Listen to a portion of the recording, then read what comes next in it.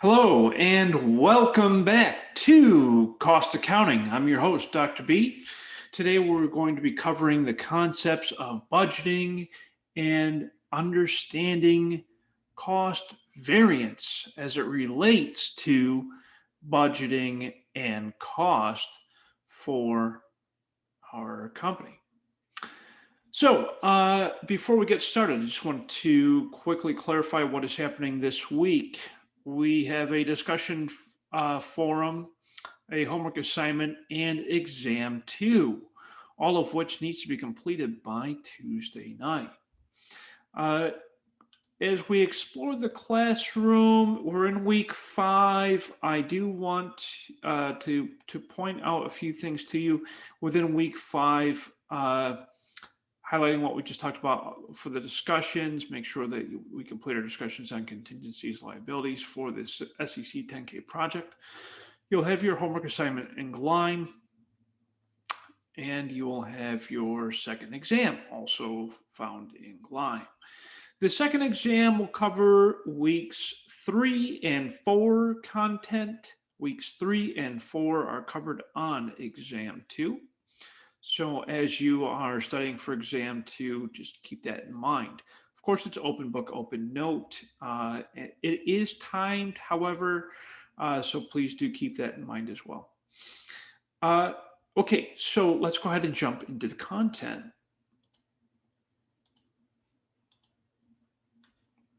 So the first thing I want to talk about is the concept of budgeting. Budgets play a very important role in all organizations, regardless of size. We have personal budgets for our personal lives, so why not have budgets for business?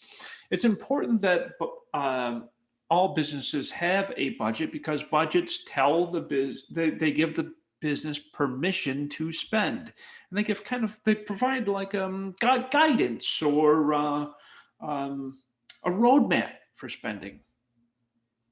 So as we talk about budgets, we wanted to identify some key objectives of budgeting.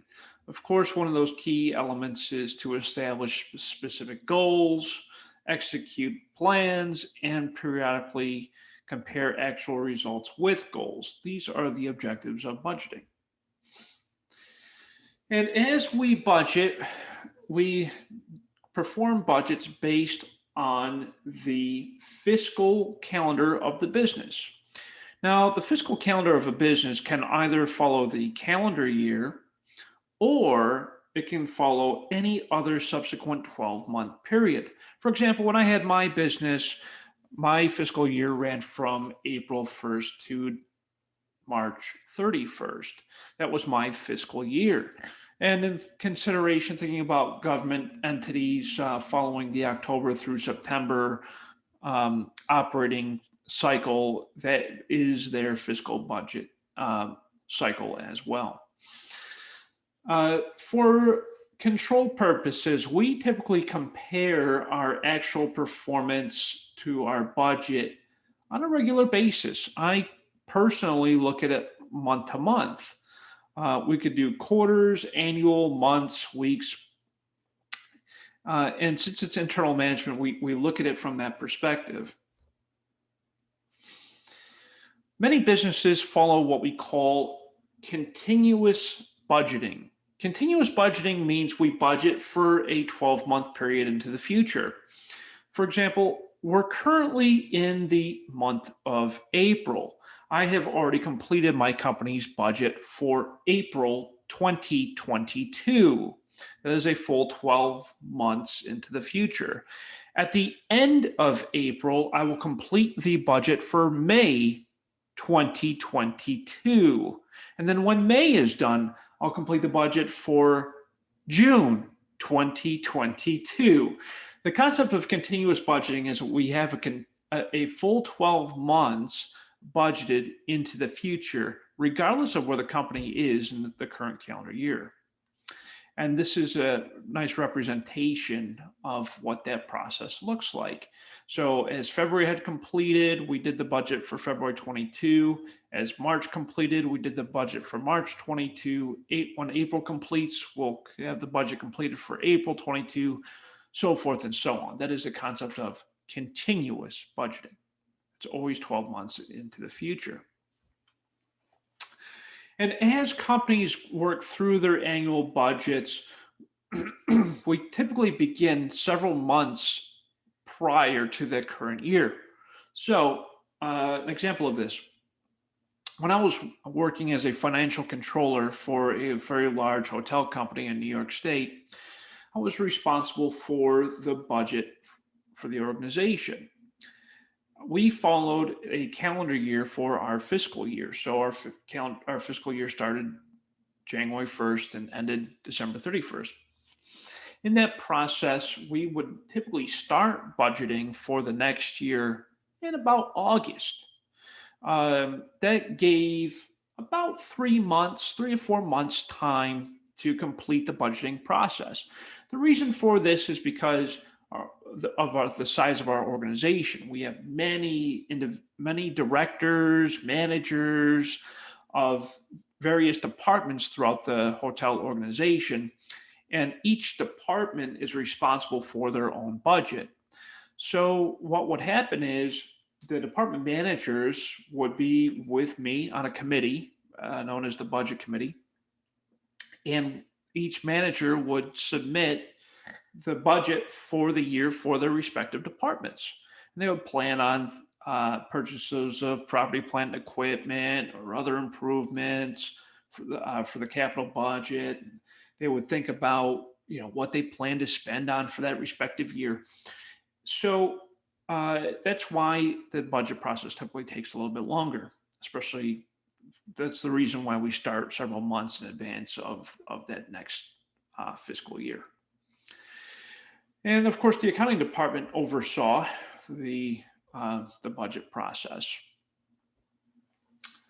There are a couple of methods when it comes to developing a budget. One of those is called a zero-based budget. A zero-based budget is very useful for brand new businesses.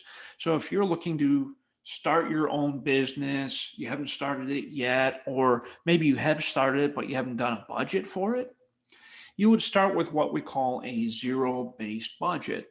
In this process, you would estimate your sales, typically on a monthly basis or an annual basis.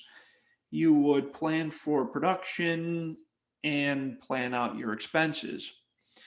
And with that, the reason why I call it a zero-based budget is because you're starting it for the very first time. There is no previous year's data in this case. So that's one method. Moreover, in most cases, if you do have previous year's data, you would start with that data as at the beginning of the budget process. And so having said all of that, there are two major budget approaches. One is called a static budget. The word static means does not change. Static. It's fixed. It stays the same. Static. And the other budget approach is called a flexible budget. This is where we can pivot we can make it like slight adjustments based off of things like changes in sales. So a static budget is typically used by government entities, some service companies, some functions within companies.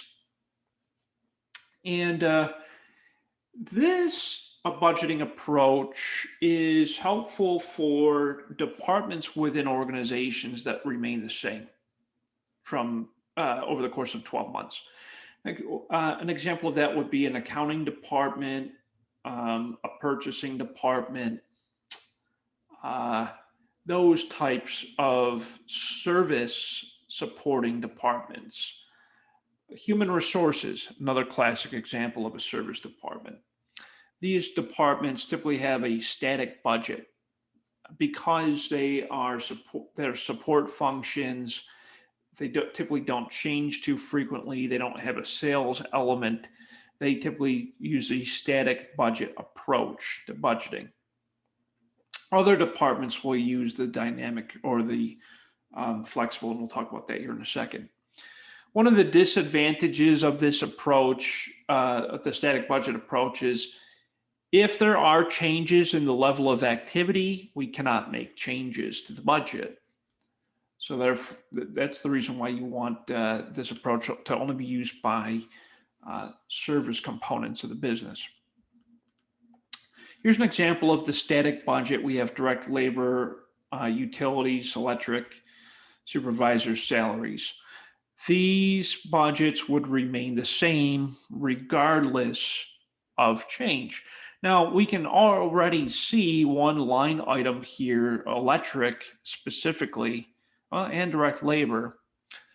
If we use a static approach for direct labor and electric utility, that can be somewhat problematic in a static budget situation, because we know that electric power consumption changes with the level of activity. And we know that direct labor will also change with the level of activity. So this is why we say that static budgets are best for departments that are more service oriented, like your human resources or accounting or legal. Those types of departments would be better served with static budget. The dynamic or flexible budget would be best for something like assembly. And flexible budgets, they have the ability to be adjusted based off of the level of activity, which is a fantastic concept or approach when it comes to budgeting. How do we create a flexible budget, you might ask? Well, there's 3 steps to creating a flexible budget. The first is to, of course, identify relevant levels of activity.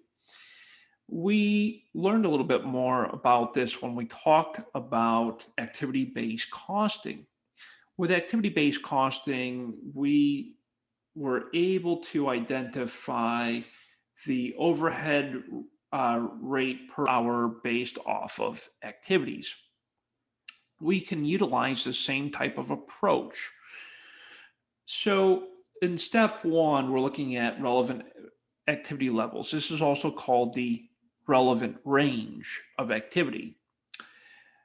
We look at 100% capacity when we're talking about manufacturing as being a part of that relevant range. So it might be 90%, 100%, 110%, or it might be 80, 90, 100, something along those lines. But the first thing to do is to identify the relevant range of activity. And that is typically based off of the number of units that we expect to be able to produce. The second step is to identify fixed and variable cost components that can be budgeted. We know that fixed cost components can include things like supervisor salaries, rent, mortgage, other components that don't change over time, like insurance expenses, depreciation, so forth and so on. And variable cost components would include things like direct materials, direct labor, some components of factory overhead that do change with the level of output. And step 3, we prepare the budget for each level of activity by multiplying the variable cost per unit times the activity level, and then add that to the monthly fixed costs. So here's an example of the flexible budget. We can see the level, step 1, identifying the level of activity. In this case, our base is the units of production, and we have 3 different levels. Level 1, 8,000, level 2, 9,000, level 3, 10,000. You could also consider this to be 80%, 90%, 100% capacity. Step 2, we identify our variable and fixed costs. Variable costs, we have direct labor, utility consumption. And of course, there's much more than just those 2 things, but this is just kind of an example of what the flexible budget looks like. Under fixed costs, we have, again, electric and supervisor salaries. Now, you're probably asking yourself, well, Dr. B, how can we have electric utility under both variable and fixed costs? Some time ago, I gave an example when we were talking about variable costing. I believe it was, yeah, no, mixed costs. I'm sorry. We talked about mixed costs. We talked about mixed costs. I gave an example of renting a piece of machinery, and the base rent for the machinery was, I forget, I think it was like $15,000. And then we were charged $1 per hour of operating the machine after 10,000 hours. Electric utility works very similar. We are charged a base rate, which is the fixed cost component, and the variable rate is the per kilowatt hour of consumption. And so that's why you see electric in both fixed and variable cost, because electric utility can be classified in most situations as being both a fixed and variable cost, also known as a mixed cost. I'm sure you remember that term. And of course, supervisor salaries is also fixed. And then step 3, we identify the total department cost by of course adding downward and by multiplying to the units of production. So we have our total department costs, which are taken by adding our total variable costs and total fixed costs, and then of course we can identify that through this component. So that's how that works. It's a relatively straightforward process overall. And of course, the great thing about flexible budgets is they change with the level of output, and therefore they're much more accurate than the static budget approach. And this slide kind of shows you the comparison of the two pictorially. We can see that our actual performance compared to our budget. In the static application, we see that we went over budget by 10,800. And in the flexible budget, we were under by $200. You say, well, how can that be? You know, what caused it? So going back to the concept of static versus flexible, a flexible budget, as I said, can be adjusted based off of the level of activity, whereas a static budget remains the same. And we can see that over time, we want to continuously compare our actual performance to our budget. And in this, based off of the level of activity, I've adjusted the budget upward in the flexible budget process, and I'm able to identify that my actual performance is within budget. Whereas if I had used a static budget approach, I would have been over by 10,800. So by this estimation, we can see that flexible budget is more, provides more applicability to most businesses from this perspective. So as you're going through and you're trying to understand the concepts of static and flexible budgets, the thing to keep in mind is that you can use both to some degree within a single organization. For example, you can use the static budget approach for the accounting department, human resources department, legal department, because they're service-oriented departments within the company. And you can use the flexible budget approach for the manufacturing departments or the customer service facing departments, because you can adjust those respective budgets based on the level of activity. And so that's the overall concept behind the two. Earlier, I had given the example of, or I've told you about my experience as a financial controller for a very large hotel in New York State. And in that responsibility, the individual department managers of the hotel were responsible for their individual budgets. When it came time for preparing the budget, I would request that the managers provide me with their department budgets, and we would consolidate them into what we call a master budget. And the budget is for the entire organization. We prepare budgets annually. The master budget is comprised of operating and financial budgets for a period of time, typically about a 12-month time frame. And the operating budgets match the income statements, and the financial budgets match the balance sheet. So here's how that works. On your income statement, you know that you have revenues and expenses and a couple of other key items like cost of goods sold. We can budget your income statement through the budgeting process, and we can also budget your balance sheet. On the balance sheet side of things, we're primarily looking at cash, the use of cash as a budget, but we can also look at some other elements as well. And so we'll talk about both of those.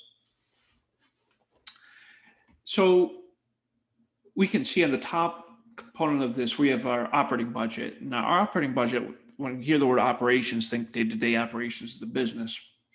We have sales, cost of goods sold, selling administrative expenses, which are, and you know that they are, of course, all on the income statement. And we can perform budgets for pretty much every single line item on the income statement, but we're primarily concerned about sales, cost of goods sold, selling administrative expenses. The sales budget kind of drives the entire budgeting process. We start everything in mind with sales because that's obviously the primary function or operation of the business.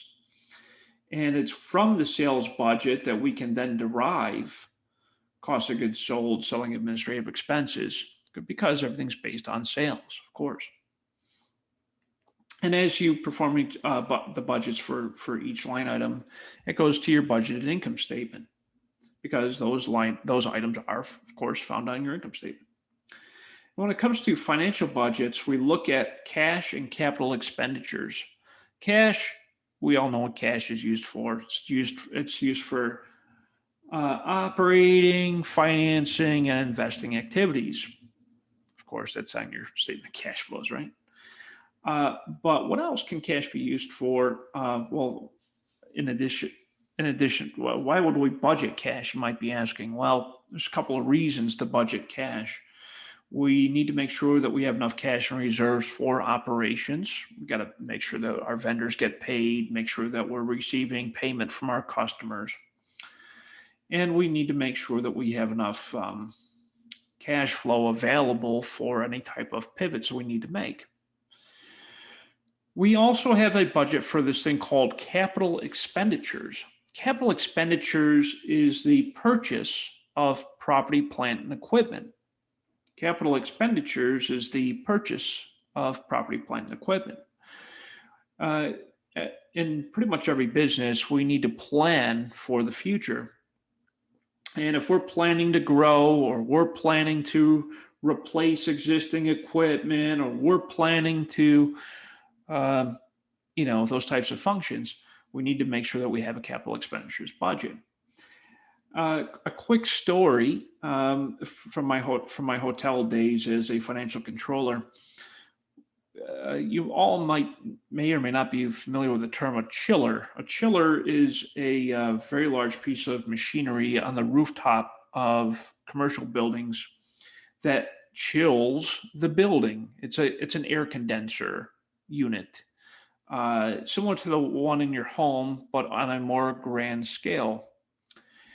They get very expensive, to say the least.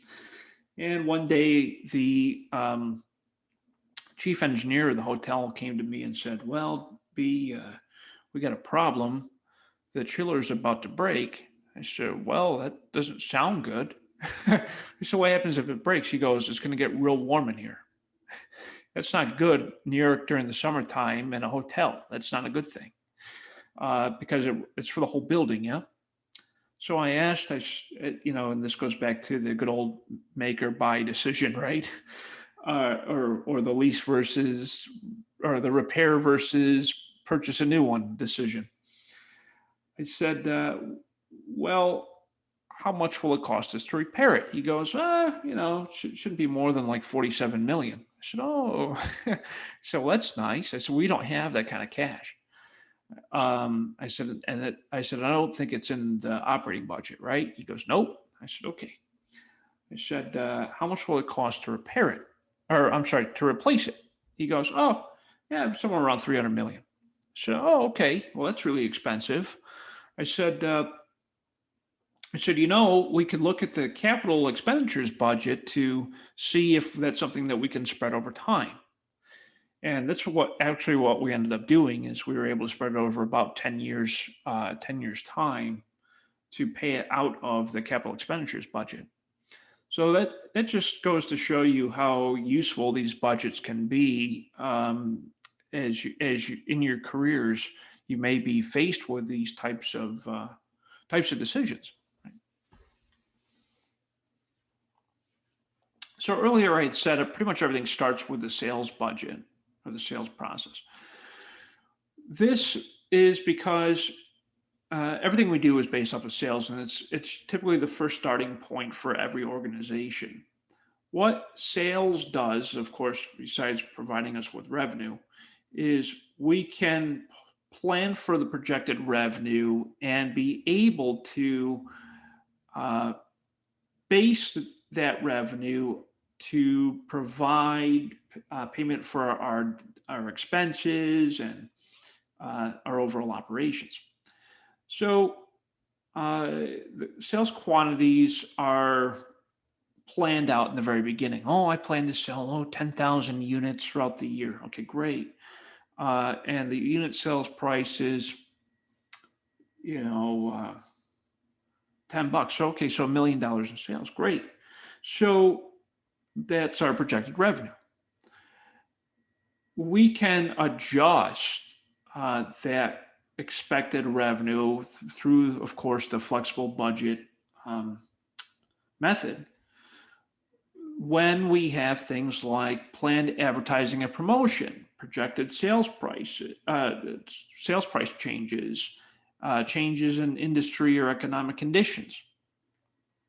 What that does is it tells me or gives me an idea of changes in sales, right? So if we run a TV ad for our product, I would expect that our sales would increase with time. Well, that makes perfect sense. Or if I have if I reduce my price, I put it on sale, as they say, I would expect my sales to increase. If there are changes in consumer behaviors or economic conditions, and I'm selling a product that is maybe more of a luxury product than a necessity, then I would see a downturn in sales. So all of these things considered, we need to estimate our revenue. So how do we do that? We take this expected sales volume times the expected sales price. So sales volume times sales price to get our budgeted revenue. So let's take a look at an example company here. We have a company that sells wallets and handbags. Our sales price for wallets is $12 a piece. Sales price for handbags is $25 a piece. Our company has two divisions for sales. We have Eastern and Western divisions. And you can see the sales volume. Looks like we're selling quite a few wallets overall and quite a few handbags in the Eastern region. And in the West, we're doing okay. We can always do better, right? So keep this in mind. The way we project our sales for each product in each region is we take the sales volume times the sales price. sales volume times the sales price. And then, of course, you just add downward, right? So we can see for wallets, we're expecting to sell $6,336,000 worth. For handbags, it looks like we're expecting to sell about $7 million worth, giving us a total projected revenue of $13,336,000. How we got that? We added the total wallet and total handbag expected sales. So that's our sales budget. And I had said that our sales budget drives the process, which the sales budget leads us to this thing called the production budget. This is how much I'm planning to make, how many units I'm planning to make, to sell, right? I'm not going to just make stuff if I don't have sales in the pipeline, right? That would be silly. It'd be a waste of money. So we perform what we call the production budget. We first find the expected units to be sold. How many units do I plan to sell throughout the next year?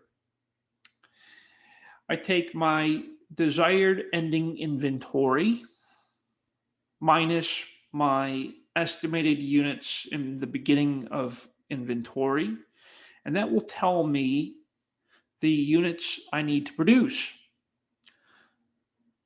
So how many I need to sell plus ending inventory minus beginning inventory tells me the number of units I need to produce. Very important that a couple of things I want to note here. It says desired ending inventory. The reason why we have that is because we want to end the year with some inventory because, of course, we expect to have more sales in the following year, and we want to make sure that we have enough on hand available for sale. And of course, we subtract out beginning inventory because when it's inventory that's already completed. All right, so here are our estimates. For wallets, we expect to start the year with 88,000 wallets in inventory and 48,000 handbags. We want to end the year with 80,000 wallets and 60,000 handbags. So how do we figure out how much we need to produce? We have the expected units to be sold. This is from earlier on, right? We expect that we're going to sell 528,000 wallets, 280,000 handbags throughout the year. We want to end with 80,000 wallets, 60,000 handbags. So you take your expected units to be sold plus your ending inventory, desired ending inventory, equals the total units available for sale. 608,000 wallets, 340,000 handbags, minus your beginning inventory. The reason why minus beginning inventory is because, remember, we already have it. We already made it. It's already available for sale. Yeah? So subtract that out. So units available, 608,000 minus 88,000 equals the total number of units I need to produce, 520,000 wallets, 292,000 handbags. And that is my production budget. Within the production process, we know what goes into a finished good. Direct materials, direct labor, factory overhead. Oh yes, I'm going to drill that into your minds. We've been talking about that all semester, and we're going to keep talking about it. Direct materials, direct labor, factory overhead. So, of course, since we've just planned for our production levels, we now need to plan for how much direct materials I need to purchase to meet my goals for production. So there's a couple of key steps here. There's 3 steps to this process. The first step is we got to figure out the direct material we need to produce the quantity we need or want, right? And the way that we do that is we to find that amount of materials we need for production. We take the production volume, how much I plan to make, times the quantity for each unit. Okay, so production volume times quantity for each unit. The second step here is we identify required units. The we adjust the materials required for production based on our beginning and ending inventory, just like we did for figuring out how much we need to produce, right? So the way that we do that is we take the materials required for production that we got from step one, plus the ending inventory that's desired for raw materials, minus the beginning raw materials inventory, equals the direct materials we need to purchase. And then step three, we need to figure out how much it's going to cost us. And so we do that by taking our direct materials we need to purchase that we got from step two, of course, times the purchase price. Very straightforward. So looking at our example, to produce a wallet, it requires 0.3 square yards of leather and 0.1 square yards of lining. To produce a handbag, it requires 1.25 square yards of leather and 0.5 square yard of lining.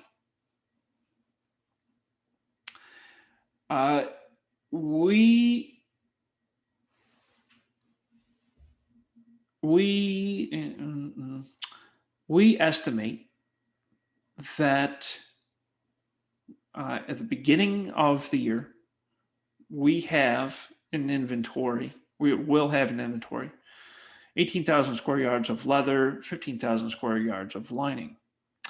At the end of the year, we want to have the desired ending inventory, 20,000 square yards leather, 12,000 square yards lining. During the year, I'm sorry, that's just 2016. I forgot to change that. During the year, the price per square yard of leather is $4.50 and $1.20 for lining. That's our purchase price to our vendors, right? Because we're the ones purchasing the raw materials. So based off of that information, step one, we identify the amount of material we need for each product. Step two, we identify how much material we need to purchase. And again, it's a very similar process. Desired inventory, okay, I'm sorry, where am I? Square yards available minus the ending inventory, minus beginning inventory gives us the amount that we need to purchase. Okay. So now that we've figured out the amount that we need to purchase, we multiply that by the purchase price per square yard to give us our total direct materials to be purchased. And of course, we just add the totals together for each component of direct materials. In our example, leather and lining, we add the totals together to get 2,587,500. And it's just as simple, it's a relatively simple process to compute. First you of course compute square yards, and then we're going to compute how much we need to purchase. How many square yards we need to purchase, multiply that by the purchase price to get the total for the amount that we need to purchase. That's direct materials. And then we want to follow the same process for direct labor, of course. Estimating direct labor or creating a direct labor cost budget is pretty straightforward. We take the amount that we plan to produce and we multiply that by the quantity expected per unit. That will give us how many hours total it's going to take us to in the production process. Once we found out how many hours we need in the production process, we multiply that by the hourly rate. It's a very straightforward process. So looking at our example, for wallets, the cutting department takes 0.1 hours. For the sewing department, it takes 0.25 hours. For handbags, 0.15 hours in cutting department and 0.4 hours in sewing department per handbag. The hourly rates for each department, $12 per hour for the cutting department, $15 per hour in the sewing department. So we know how many, the first step was to calculate how many hours of production. We got our hours of production by taking the total number of units to be produced and multiplying that by the amount of time it takes in each respective department. And so once we found step one, we, of course, total it up for each department, multiply that total by the hourly rate, and then that will give us the total direct labor cost per department. You add the two departments together to get the total direct labor cost for the company. In our case, $4,851,600. See, this is why spreadsheets are so important. They really do help. Okay, so we did direct materials, direct labor, and of course, we have to budget for factory overhead. So as we're budgeting for factory overhead, we know that there are fixed and variable costs that are introduced into overhead. Fixed costs would be supervisor salaries, it would be rent, it would be depreciation, it would be insurance expense, so forth, so on. Then we have our variable costs. Of course, that's going to be some factor of indirect materials and so forth and so on, right? So how do we factor a factory overhead cost budget? We separate our fixed and variable costs out. And this is an example of our factory overhead budget. We have indirect factory wages, supervisor salaries, utilities, depreciation, indirect materials, maintenance, insurance, property taxes. These are all components of factory overhead cost. Of course, you know that. But so the application of the factory overhead, we typically use activity-based costing for that. So we talked about all of these individual steps, the sales budget, cost. We went through cost of goods sold budget by looking at direct materials, direct labor, factory overhead. We know that there's going to be a budget for selling administrative expenses. And of course, there's smaller components, other income, other expenses, income tax. But all of this to say that you take all of those individual budget components, and they are of course found on the income statement. And so once you've budgeted all of these elements, you have a budgeted income statement. And of course, it's going to help management to understand their sales, costs, and expenses for profits for the year. So it's very, very helpful to budget, especially that component. So here's what that looks like. We have our sales budget. We have our cost of goods sold budget. We have our selling administrative expenses budget. And of course, the rest of it will fall into place. But by knowing how to perform those three budgets that we just went through, it will help you to establish a solid budget for your income statement. So that's budgeting. Any questions on budgeting before we move into variances? We start talking about variances. And when we do talk about variances, we will be talking about it both this week and next week because they are very related. There's a lot of related components. We'll see, so we will see a little bit overlap between this week and next week. Questions so far? We're okay. Good? Okay, wonderful. All right, so let's start talking about variances. But before we jump into variances, which are, of course, directly related to budgeting, I want you to, of course, quickly review cost components that go into making a product. Direct materials, direct labor, factory overhead. As you know, those are all costs that attribute a total cost of a product. We call these types of costs standard cost. Standard. A standard is a goal. A standard is a benchmark. A standard helps management to identify what we call normal or ideal. The idea behind setting standards is we are able to identify what we would normally spend in terms of cost. And we have this thing called a standard cost system that helps us to track these costs. And this process helps us to match our standard costs, or also known as our budgeted costs, to our actual costs. Think of this type of system like an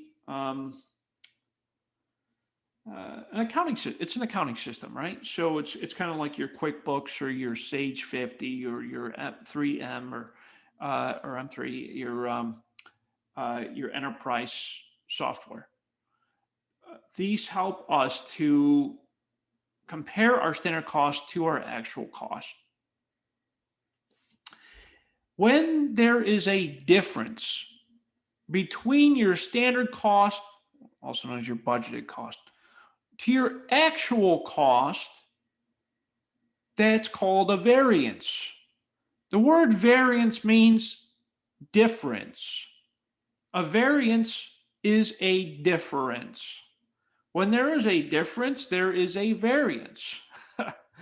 And the idea behind tracking variances is management identifies that there are differences in cost and we work to correct it.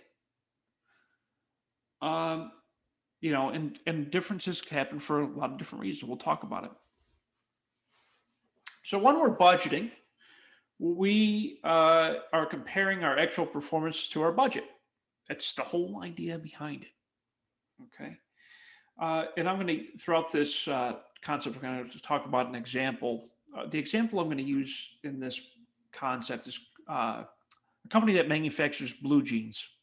Okay. Just kind of keep things simple. There are standard costs or budgeted costs for direct materials, direct labor, and factory overhead. We all just talked about that. And each of these are separated into two components called standard price and standard quantity. Remember, the word standard, it's like a goal or a benchmark or an ideal, right? And so a standard price, what's a standard price for blue jean material? Well, it's the market, right? So what have I been paying for that direct material for the past 12 months? That's my standard, right? Standard quantity, how much material does it normally take me to create one pair of blue jeans? That's my standard, my normal, right? And so we compare standard price and standard quantity to actual price and actual quantity for direct materials, direct labor, factory overhead. Uh, through this thing called a budgetary performance evaluation. So in that comparison, we take standard price times standard quantity to set the uh, what do I want to call it? The standard, I guess, for the budget. So to make an extra large pair of blue jeans, the standard quantity is 1.5 yards. And I typically purchase my material at $5 per square yard from my vendor. And that gives me a standard cost per pair of blue jeans for direct materials of $7.50. And my sewing department, or my department that puts together the blue jeans, it typically takes them about 0.8 hours per pair of blue jeans, and I pay my employees $9 per hour. So that gives me an hourly rate per pair of blue jeans of $7.20. Factory overhead is going to be 0.8 hours per pair of blue jeans for factory overhead at a $6 per labor hour for factory overhead. It's $4.80 per pair of blue jeans. So remember, to get the standard cost, we take standard price times standard quantity. Price times quantity, price times quantity. Gives us our standard cost. And of course, we add up our direct materials, direct labor, factory overhead, standard costs, and we get $19.50 standard cost per pair of blue jeans. So again, this is my standard. This is my ideal. Earlier, we talked about the master budget. And in that master budget, we have budgets for materials purchases, direct labor, factory overhead. And to find those, we take the standard cost and we multiply that by the standard levels of production. And throughout the year, we compare our standard to our actual performance. When there's a difference, it's called a variance. A difference is called a variance. A difference is called a variance. There are both favorable variances and unfavorable variances. When a variance or a difference is favorable, that means that my actual cost is less than my standard cost. Of course, yeah, I'm saving money. Yeah, that's favorable, most definitely. If it's unfavorable, that means my actual costs are greater than my standard cost. That sounds so good. That means I overspent, right? That's why it's unfavorable. So that kind of gives you the understanding of the two. Remember, favorable, my actual is less than my standard. Unfavorable, my actual is greater than my standard. Very important that you know that concept. Okay, so looking back at my example, during the month of June, I made and sold 5,000 pairs of extra large blue jeans. My actual costs for direct materials, I spent $40,150. Direct labor, $38,500. Factory overhead, $22,400, giving me total costs actually incurred, $101,050.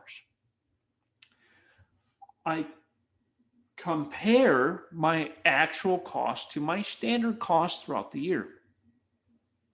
So at the end of the month of June, I compare my actual to my standard. Okay, couple of key things here, right? So direct materials. My standard cost came in at $37,500. How did we get that? We took 5,000 pairs of blue jeans that we sold, made and sold. And we knew that it cost us $7.50 per pair of blue jeans from direct materials. That's how I got $37,500. My actual cost for direct materials was $40,150. that gives me an unfavorable variance of 2,650. How do we get that? We took our actual cost minus our standard cost. Actual minus standard gives you cost variance. Okay, so it's unfavorable. Why is that? It's because my actual costs were greater than my standard cost. So therefore it's unfavorable. And we do that same action for direct labor and factory, for direct materials, direct labor, factory overhead. Actual cost minus standard cost, actual cost minus standard cost. And to find your standard cost, you simply take your quantity that was made and sold times the standard price per pair. Very straightforward. To find the total variance, you can do this two ways. You can either take your total actual cost minus your total standard cost to get your total cost variance, or you can simply go down the line and add direct materials, direct labor, factory overhead variances together. And that gives us a total unfavorable cost variance of 3,550. Okay, now that we've figured out the variance, or now that we have an understanding of variance, let's do a deeper dive and figure out what happened. What caused the variance? Because in management, what we try to do is understand our business from the perspective of being more efficient. And these type of information helps us to do that. So one thing I look at is the total manufacturing cost variance. Of course, it's the difference between the actual and the standard. And in looking at that, we separate out each variance. Well, what do you mean, Dr. B? You separate out each variance. So we can break things down to a very granular level. You know that your total manufacturing costs include direct labor, direct materials, factory overhead. And there are cost variances for direct labor, direct material, factory overhead. Within each of those cost variances, we have price and quantity variances for materials. For labor, we have rate and time variances. For factory overhead, we have controllable variance for variable factory overhead and fixed factory overhead. So how do we compute these variances for each area? For direct materials, actual price times actual quantity gives you the actual cost. That makes sense. Standard price times standard quantity gives you standard cost. That makes sense. If we take the actual price minus the standard price, we get the price variance, right? Actual price minus standard price gives you price variance. For quantity, take your actual quantity minus your standard quantity gives you your quantity variance. If you add your price variance plus your quantity variance, that gives you your total direct materials cost variance. I know, amazing concept, right? So remember, the word variance means difference. And of course, you can take your total actual minus your total standard to get your total variance. Wow, what a concept. Do the same thing with labor, okay? So with labor, we have to find your actual labor cost. Take your actual labor rate times your total actual time. So actual rate times actual time gives you actual labor cost. To find your standard, you take your standard rate times your standard time, gives you standard cost. To find the difference, You take your actual rate minus your standard rate, gets you your rate variance. To find your time variance, you take your actual time minus your standard time, give you your time variance.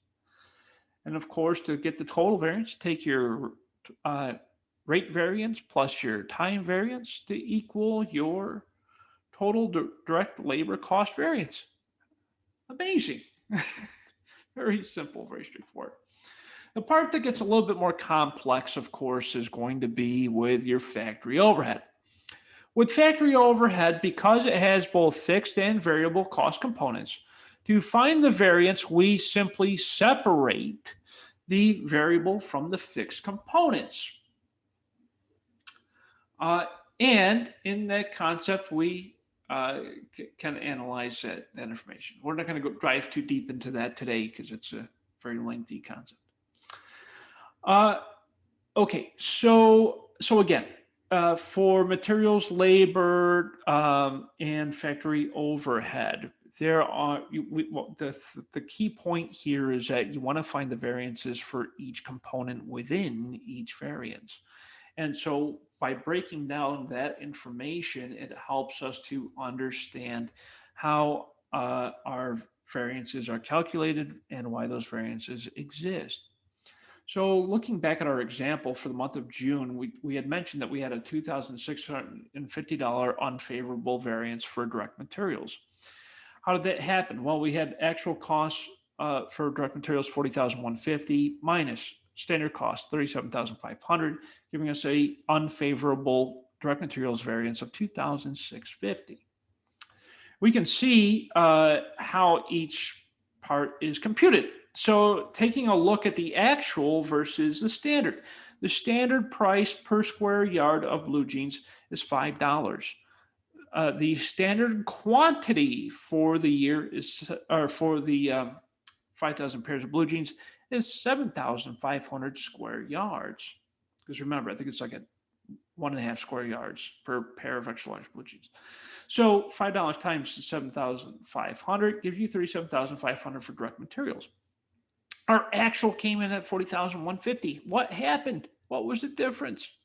So that month we ended up paying a little bit more for the pair of per square yard of blue jeans because the cost, the market price or market cost per blue jeans went up during that month. So we ended up paying $5.50 per square yard, which clearly is 50 cents per square yard variance for the price. What about the quantity? Our standard was 7,500 per square yards. We ended up only using 7,300 square yards. That means there's a variance of 200 square yards. You're like, Dr. B, what are you talking about? Okay, here's how it looks. To find our variances, you take your actual minus your standard. We do that with price and quantity when we talk about materials, when we talk about materials. So the price variance is 50 cents. How'd you get that? $5.50 actual minus your $5 standard.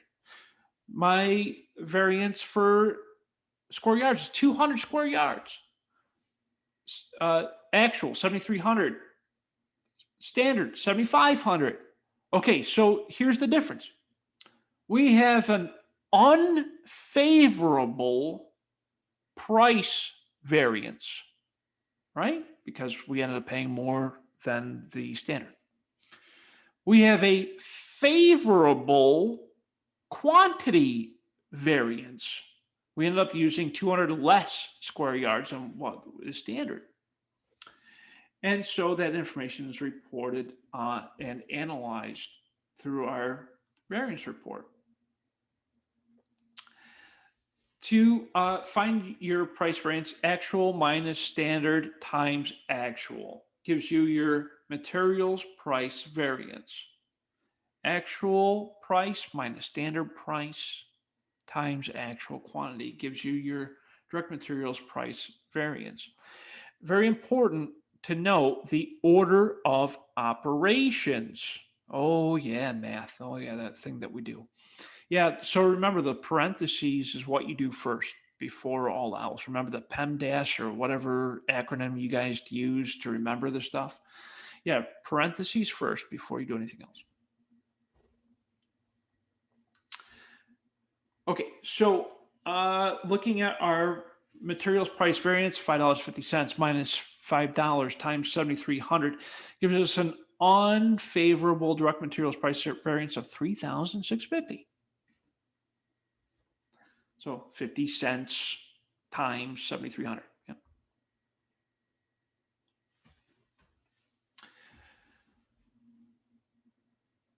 Okay, so that was price. Then we do quantity.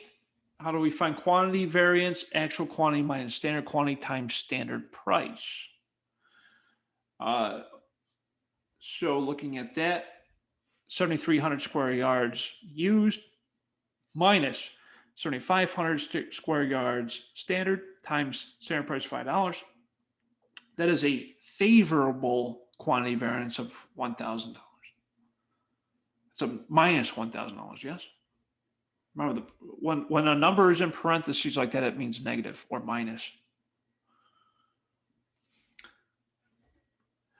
Okay, looking at our labor, we looked at the variances for our materials. Now look at the variances for labor. Actual cost labor, 38,500. Standard cost, 36,000. Gives us an unfavorable direct labor variance of 2,500. The how do we calculate the actual versus the standard? Standard was $9 per hour. 4,000 total labor hours was planned for the standard time, $36,000. The actual direct labor cost, we actually paid our employees $10 per hour, and they actually used 3,850 labor hours for that 5,000 pairs of blue jeans. So that gave us 38,500. And of course, you can compute the variances. We see that there's a $1 per hour unfavorable rate variance.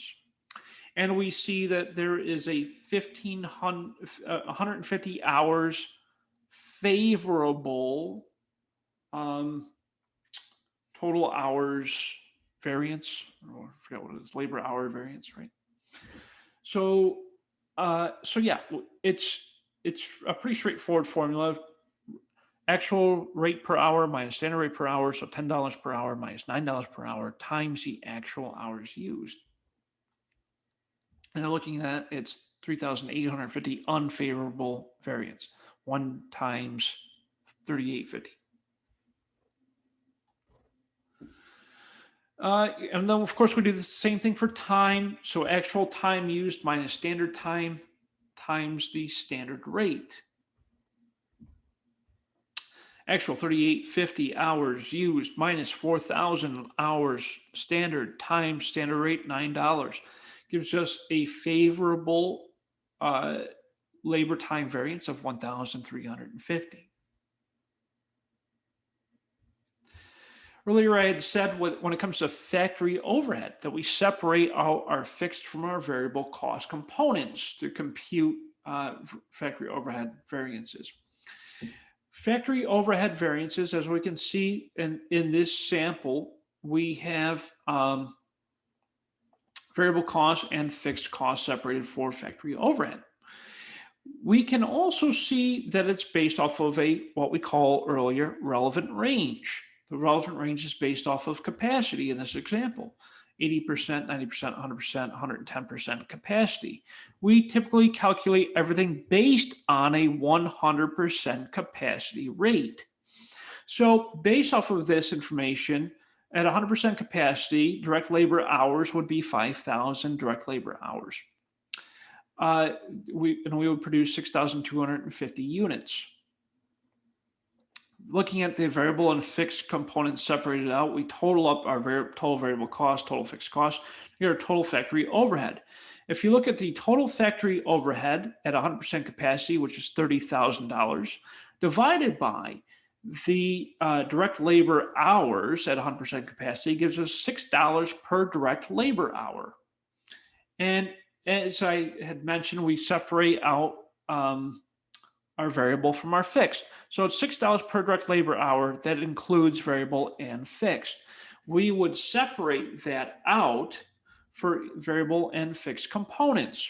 How do we do that? We take the budgeted variable overhead at what we call normal capacity. Normal capacity means 100% capacity. So in this case, it's $18,000 variable factory overhead at 100% capacity divided by 5,000 direct labor hours to give you $3.60 per direct labor hour of variable factory overhead rate. For the fixed factory overhead rate, we have $12,000 at 100% capacity divided by the 5,000 direct labor hours to give you $2.40 per direct labor hour.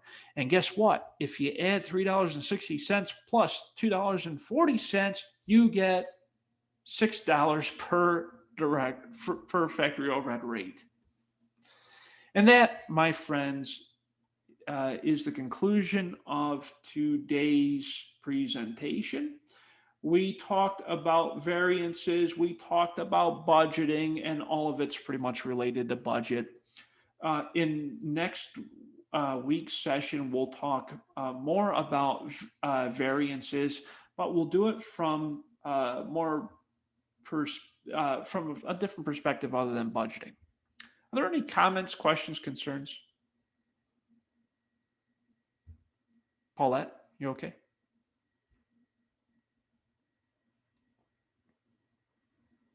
Okay. Well, if you ever need any help, you want to talk, we could set up office hours. You could always reach out to me via email. We can talk on the phone, whatever it takes. I'm always here for you. So if you ever need anything, just feel free to reach out. And thank you all so very much for your time. I hope that these sessions are helpful. And I look forward to seeing you on our next session. Thank you all so very much for your time. Take care now.